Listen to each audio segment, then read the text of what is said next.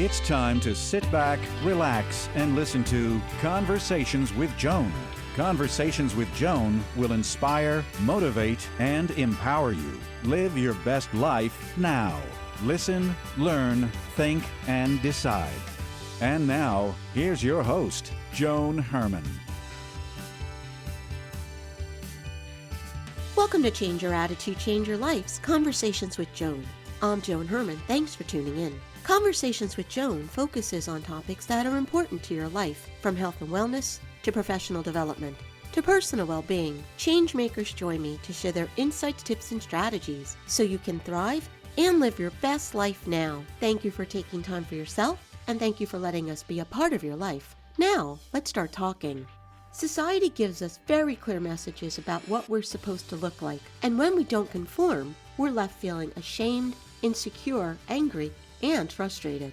Today's guest, Richardson Whitely, works to raise awareness about the importance of embracing diverse body types. At more than 300 pounds, Cara climbed Mount Kilimanjaro, bringing her from the depth of self-doubt to the top of the world. Her difficult trek speaks to every woman who has struggled with negative self-image. Cara joins us today to talk about her journey of intense passion, endurance, and self-acceptance. Cara is the founder and CEO of the Gorge's Agency, an outdoor adventurer and influencer, and author of the book, Gorge, My Journey Up Kilimanjaro at 300 Pounds. Her story is soon to be a movie produced by and starring This Is Us actress Chrissy Metz.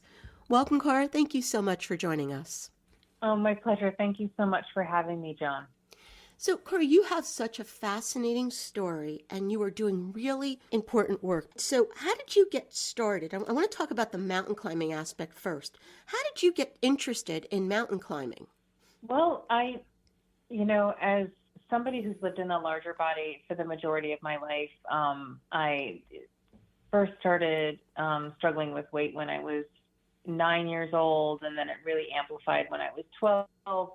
And, I really struggled with binge eating disorder, and what that is the most common eating disorder out there, but often the least talked about. And so when I was going through traumas, which I did at a very early age, I would stuff down those feelings with food. And unlike bulimia, it wasn't like I purged afterwards.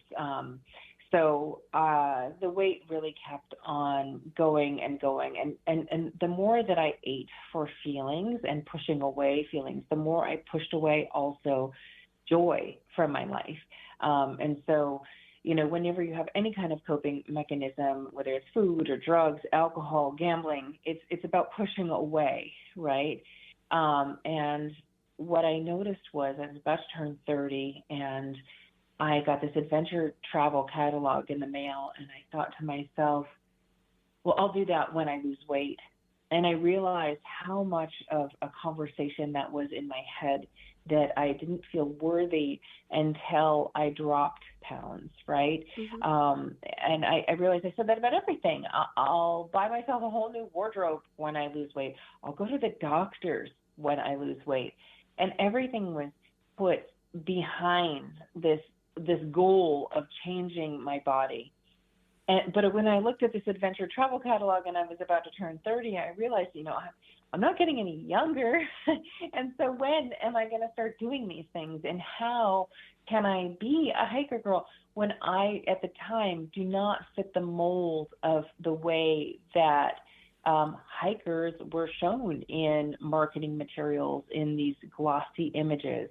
How could I be part of that world in the body that I was in? And so that meant, going to the trail. I mean, I grew up in I was living in New Jersey at the time. I grew up in Vermont, Canada. And there were a lot of flat trails. And so how could I just start? And that meant, taking my first steps around, Watchung Reservation and this tiny little 20-minute trail that probably a preschool could do as a field trip. But for me, it was these first steps into the woods. And what I realized was that, being in the woods, instead of pushing away all that negative stuff, it was all about pulling it in. And so when you hike on a trail, you never know what's coming, right? You might know the trail, you might have studied it before or glanced at the trailhead, but you don't know if it's been rainy, so it's super muddy or a little bit icy, or maybe you'll even see a bear. But you go ahead step after step, pulling in all the emotions of fear and excitement and terror and joy, because sometimes, on a trail, I've seen the most beautiful and wonderful and rewarding things that I've seen in my life. And so those steps toward, on flat New Jersey trails were the first steps of me really recognizing how powerful the outdoors and hiking can be for me. Well, you just described, I'm someone who has also struggled with weight most of my life. I'm a yo-yo dieter, so I do understand that mentality of I'll do this when I lose weight. You talked about starting off on the trails and just getting out there and doing it, and that really is the key to just do something. I always say Nike had the best slogan, just do it. But how did you go from walking those flat trails to climbing? How do you make that leap? Well, it's definitely not overnight. And, for anyone who has Kilimanjaro or something similar, whether it's Everest Base Camp, I'm not talking about the tippy top of Everest, but or Machu Picchu or something higher on their life list or bucket list, you really want to allocate like a good 4 to 6 months to just train in that direction and to seek professionals or guidance to get you to that place. But for me, it was, once I started doing a 20-minute trail, well, I really liked it. And I found movement that brought me joy and interest. And then I wanted to do more. And I wanted to do more. And every molehill led to a mountain. Every mountain led to a taller mountain or a longer trail. I mean, I found that just this past weekend, I've been really, really tied up with work. We've got I'm speaking at Transform, which is a huge HR conference in March. And I've got a number of really big things coming down the pipeline. And I realized I hadn't been out in a bit. And so I took a little walk with my family. Maybe it was a mile and a half, maybe it was 2. And I'm like, oh, right. I've missed this. And so it has this, for me, because I find it joyful, it has this pull to do more, to just keep moving forward, just keep, what's the next step from here? What did people say to you when you told them that you were going to do this climb? Yeah, that's a great question, because a lot of people thought that it was crazy because I was in a larger body, but I knew that I was doing the training. I was, working out, my stamina, my spirit, my strength, those 3 things, so stamina meant a lot of hiking. Strength meant that I was doing a lot of strength training so that my core and the muscles around my knees were strong. But spirit, I spent a lot of time, doing yoga, and my favorite part was Savasana, where, you had a moment to just be in your own mind and meditate. And I loved that opportunity to just believe for a second and see myself at the top of the mountain. Because when you ask the question of what do people say, well, a lot of people couldn't believe that was something that I was doing it. And they're like, good luck, Mm-hmm. It's the same way when I talk about the movie Gorge. There's often this little question that comes when I tell people that Chrissy Metz is involved in the movie because she, like me, is in a larger body. And the question is, is she going to climb Kilimanjaro too? And which is a silly question because it's not a documentary, right? It's a feature film. And people do plenty of things in movies that they don't do in real life. People go to the moon or go into space in movies. They don't really do that in real life. People, murder people on movies, but they didn't actually kill someone on set. And so I feel like it's a question that's baked in such judgment about looking at someone's body and feeling what they're capable of, Mm-hmm. just in knowing the narrative of their body, just by seeing the shape of it. And so there was a lot of judgment. There was a lot of fear that I wasn't going to survive this trek to 19,343 feet. But I knew that I had put in the work. I had taken the steps, and I was ready. I wouldn't have gone if I wasn't. Where do you think that stigma comes from? Oh my gosh, there's so many places that fat phobia has been rooted in, and judgment, and so much of it is this, the patriarchy. Actually, there's a lot of roots where a lot of fat phobia is based in actual racism. I think the fear of the black body. I just posted something on LinkedIn about that link between racism and fat phobia, and it's really important to start to see about why do we judge people's bodies, particularly women's, hold a standard of slender ideal versus just accepting people as they are. And, fat bodies have been around throughout time, and so much of people's bodies are not how they eat or move. A lot of it is just genetics or health conditions as well. So it's really important to not really judge the narrative of someone's body just by looking at them. Well, and if you look at what you've accomplished, you are in really good physical shape. And yet, as you were describing, people just didn't see that. Right. Yeah, absolutely. I think that, that's what, the work we do at the Gorge Agency is not only, it basically has two tracks. One is internal to help companies navigate the conversation about body inclusion and how to have difficult conversations about weight stigma in the workplace, because there have been so many narratives that have been created for us that you have to be in a skinny body to have a healthy body, when in fact there's a lot of research that doesn't necessarily say that's true. What you want to encourage are health behaviors like getting enough sleep, moving your body, eating nutrient-dense foods. But for someone like me, I have a condition called lipedema, and lipedema is a fat tissue disorder. And I didn't even know this when I wrote Gorge.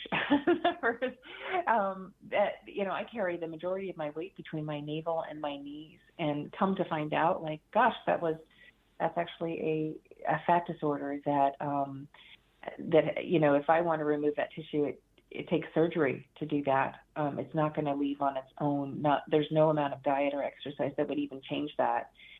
And then same goes with, if somebody drops a large amount of pounds, well, they might be going through something that has nothing to do with, how many carbs they're eating or something like that. I have a friend who is going through some really challenging personal stuff, really traumatic. And because she was living on adrenaline, she just started losing weight. And instead of people talking to her about what was really important and what she was going through, they would just automatically say, "Oh my gosh, she looks so amazing." And same goes with a friend of mine who ultimately died of cancer. They didn't know she had cancer, and yet the only thing they could think of was to comment on her body. And so it goes both ways in building that awareness about body inclusion in the workplace, and also for retailers to know that this plus size community is absolutely underserved, and there's a huge opportunity for people to explore how to reach and connect with this audience. It's so, so important. Today we hear a lot about people that are taking particular drugs to lose weight. What do you want to say to our young girls when they see a celebrity that might be just popping a pill and trying to lose weight quickly by those methods? What would you say to that young girl to try to show them that that's not necessarily the best approach to take? Yeah, it's such a tricky conversation, isn't it? There's so many facets of talking about, particularly in the injectable weight loss drug market. I think the most alarming thing was when the American Pediatric Association suggested marketing these or sharing these drugs with kids, and who, I think of myself as a child, and when I was 12 years old, I had a lot of trauma. I was, my parents had a really messy divorce. I was sexually assaulted actually on my 12th birthday. And so I was in the throes of binge eating disorder at the time, right? And also, what I now know is that I was struggling with lipedema, and lipedema is often triggered or at its you're most susceptible for growth of lipedema tissue when you're at in pubescent stages, or in high hormonal spikes, right? And so puberty, of course, is right there. And so I think to myself, what would my doctor have said if this was available at the time, right? And judging my body and just kind of going with the narrative that this injectable, this pill, this whatever will change things for you, when my body shape and size has stayed relatively the same no matter how many mountains I climb, no matter how I've even had 3 lipedema surgeries, and it's still pretty similar to where I left off. I'm just trying to relieve some pressure on my knees, right? So, it's important to embrace where you are in your body, and that you take care of your body in ways that make you feel joyful, right? And that it's not about the weight, it's about the behavior. So if you find yourself binge eating or stress eating, that there might be something else going on there. And, sometimes these things that are promoted, whether it's a weight loss drug or a kind of behavior or fast, or it doesn't solve for the fact of are you taking care of your mind and body in ways that nourish and support what your goals are, or are you just trying to fit into an ideal or something on Instagram or TikTok? I'm older, and I have to say, for the first time in my life, it does appear that we're seeing a little bit more about body diversity and inclusion, and I think that we're starting to head in the right direction. But there's a lot that we still need to be doing. From what you've learned in the work that you're doing, what can society do differently to foster inclusion? Yeah, that's a great question. I think that there's a number of things. We work primarily with corporations to help them, to guide them and navigate them through body inclusion efforts, because I believe very strongly that corporations have such power over the grand messaging. So that's one thing that we do at the Gorgeous Agency is to help lead those conversations. But on the whole, you want to talk to, you want to challenge your notions about what, how you judge folks that you see, and the narrative that you assign when you see a body. It's time to start questioning that. And so the work we do in workplaces is to help guide and combat that unconscious bias. It's really important to start having these conversations now about how you're seeing and assigning attributes to people because of their body size, because studies have shown that negative thoughts and feelings about other marginalized groups have actually gone down, but negative thoughts and feelings about people in larger bodies have actually increased recently. And so it's time to start thinking about how we treat and how we consider people in larger bodies as different and other, and do we hold negative thoughts and feelings about that, and what do you do with them, right? It's important to start evaluating that in your own mind, challenging things that you're seeing on TV, like, is this real? Especially in the world of AI. This is a whole new conversation to be had about how are people showing up in virtual realities and things like that. So it's important to start thinking about how this all affects the world around us and how we're thinking about bodies. The book is Gorge, My Journey Up Kilimanjaro at 300 Pounds. Cora, where can our listeners go to learn more about you and your work? You want to go to thegorgeousagency.com, and there you'll see information about the work that we've done. We have a really great resource, again, for people who want to start having this conversation or thinking deeper about body inclusion. There is a body inclusion library there. If you look at media and resources, you'll also see some information about the work we've done including a case study that we just released for our work with Peloton. And then you'll see a number of testimonials and really how to reach out to us and work with us as well. Cora, thank you so much for spending this time with us. It was absolutely my pleasure. Thank you so much, Joan, and thanks, listeners, for tuning in. Thank you for joining us. I hope you found the show informative. At Change Your Attitude, Change Your Life, we believe that knowledge is power. Take what you've learned, apply it, and live your best life now. Remember that the information provided is the opinion of our guest and should never replace the advice of a professional who knows your personal situation. If you'd like more information, visit our website, cyacyl.com. That stands for Change Your Attitude, Change Your Life. While on our site, listen to past shows on demand, read the digital magazine, sign up for our mailing list, and be sure to follow the show on social media. Until next time, this is Joan Herman. Thanks for tuning in.